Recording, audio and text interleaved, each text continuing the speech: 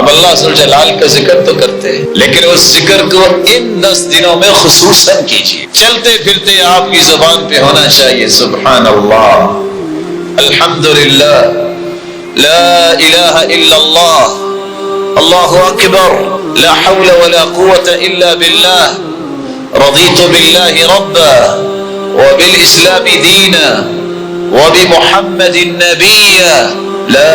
इलाहा इल्ला अंत सुब्हानक इन्नी कुन्तु मिनल ज़ालिमीन, हस्बी अल्लाह व निअमल वकील, निअमल मौला व निअमन नसीर, अल्लाह अल्लाह रब्बी ला शरीक लह। आपकी जुबान पे जिक्र होना चाहिए। और अल्लाह के रसूल का फरमान है कि किसी बंदे को अगर पहाड़ सोने का मिल जाए,